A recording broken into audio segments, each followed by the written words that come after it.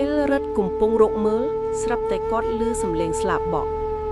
គាត់ងើបមើលទៅលើមេឃបេះដូងរបស់គាត់ស្ទើរតែឈប់លោតមានក្បាលមនុស្សមួយកំពុងហោះក្នុងអាកាស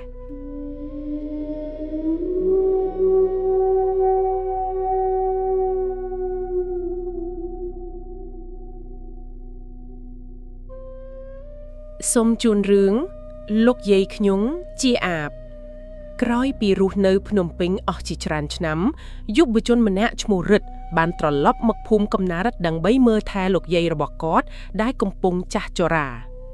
លោកយាយឈ្មោះយាយម៉ៅរស់នៅម្នាក់ឯងក្នុងផ្ទះឈើចាស់មួយនៅចុងភូមិអ្នកភូមិគ្រប់គ្នាគោរពគាត់ព្រោះគាត់ជាមនុស្សចិត្តល្អ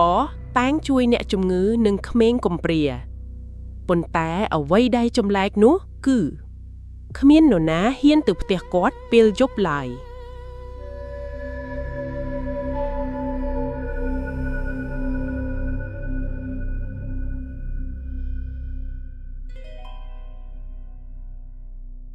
ថ្ងៃមួយរត់បានលឺអ្នកភូមិខ្សឹបខ្សៀវគ្នាកុំទៅផ្ទះយាយម៉ៅពេលយប់គាត់មិនមែនជាមនុស្សធម្មតាទេរត់ខឹង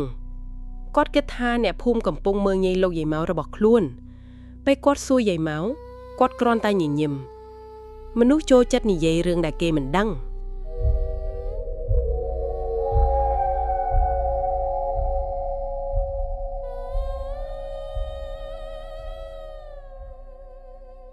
យប់មួយរិទ្ធភ្ញាក់ពីដំណេកនៅម៉ោង 12 គាត់សង្កេតឃើញទ្វារផ្ទះបើកយឺតយាយម៉ៅដើរចេញទៅក្រៅរិទ្ធសម្រេចចិត្តដើរតាមគាត់ឃើញយាយដើរទៅកាន់ព្រៃក្រោយភូមិខ្យល់បក់ត្រជាក់អាបចាប់ផ្ដៅក្រាស់ហើយស្រាប់តែរិទ្ធបាត់ដានយាយ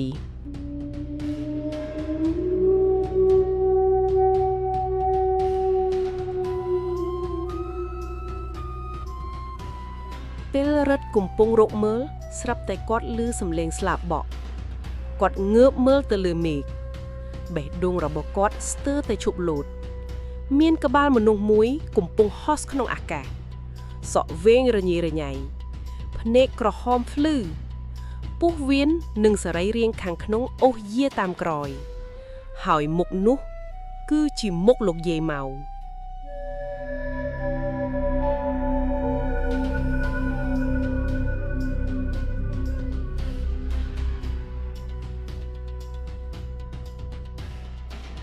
រត់ត្រឡប់មកផ្ទះទាំងញ័រព្រឹកឡើងគាត់មើលមុខយាយម៉ៅគាត់នៅតែធម្មតាដូចគ្មានរឿងអ្វីកើតឡើងយាយម៉ៅសួរគាត់ថាយប់មិញឃើញអ្វីខ្លះរត់ស្លេកមុខគាត់មិនហ៊ានឆ្លើយយាយម៉ៅដកដង្ហើមធំទីបំផុតចៅបានដឹងហើយ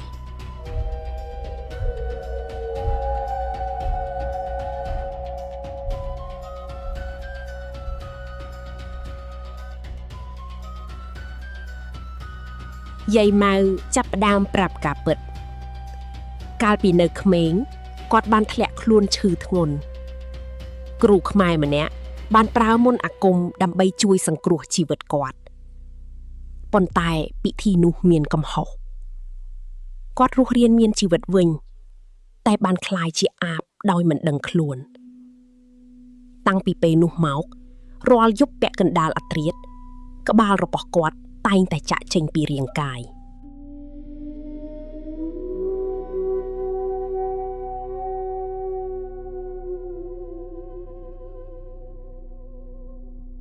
យាយម៉ៅប្រាប់ទៀតថា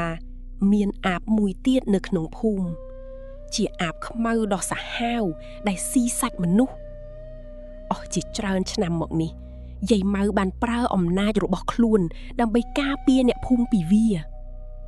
នោះហើយជាមូលហេតុដែលអ្នកភូមិមិនដែលរងគ្រោះធ្ងន់ធ្ងរតែឥឡូវអាបខ្មៅបានដឹងថារិទ្ធបានរកឃើញការពិត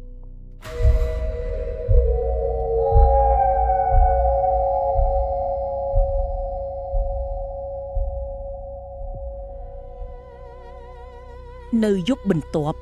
ភ្លៀងធ្លាក់ខ្លាំងខ្យល់បក់គួរឲ្យខ្លាច ស្រាប់តែមានសំឡេងស្រែកចេញពីចុងភូមិអាបខ្មៅបានចេញមកក្បាលរបស់វាធំជាងអាបធម្មតា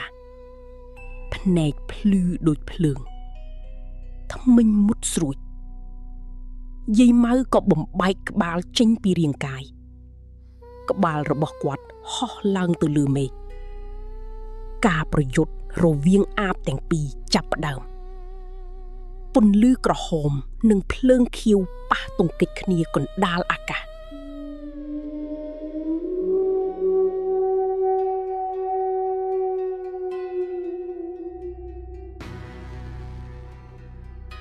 យាយម៉ៅដឹងថាខ្លួនចាស់ហើយគាត់មិនអាចឈ្នះអាប់ខ្មៅបានយូរទេគាត់ស្រែកទៅកាន់រិទ្ធចៅរត់ទៅវត្តយកទឹកមន្តមក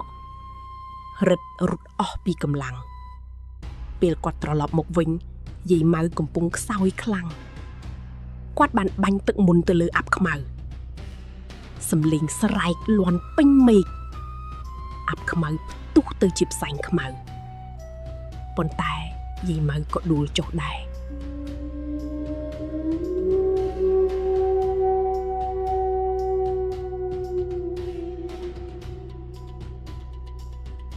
ព្រឹកថ្ងៃបន្ទាប់អ្នកភូមិទាំងមូលបានមកចូលរួមបុណ្យសពយាយម៉ៅពេលនោះទើបរឹតដឹងថាអ្នកភូមិទាំងអស់ស្គាល់ការពិតជាយូរមកហើយពួកគេមិនដែលស្អប់យាយម៉ៅទេផ្ទុយទៅវិញពួកគេគោរពគាត់ព្រោះគាត់បានប្រើបណ្ដាសារបស់ខ្លួនដើម្បីការពារភូមិអស់ជាច្រើនឆ្នាំយប់នោះរត់ឈោមើលមេឃខ្យល់ត្រជាក់បក់មកស្រាលស្រាលគាត់ស្ទើរតែឮសំឡេងយាយម៉ៅខ្សឹបថែរក្សាភូមិយើងផងរឹតញញឹមទាំងទឹកភ្នែកប៉ុន្តែនៅឆ្ងាយលើមេឃងងឹតមានពន្លឺក្រហមពីរគ្រាប់កំពុងបើកភ្នែកមើលចុះមកក្រោមហើយសំឡេងសើចស្រាលស្រាលបានលាន់ឡើងសូមអរគុណសម្រាប់ការទស្សនានិងស្ដាប់នៅរឿងនិទានសូមកុំភ្លេចចុច Subscribe Like Comment និង Share គាំទ្រ Channel Mr. Horn Official ដើម្បីកុំឲ្យខកខានរឿងនិទានថ្មីៗ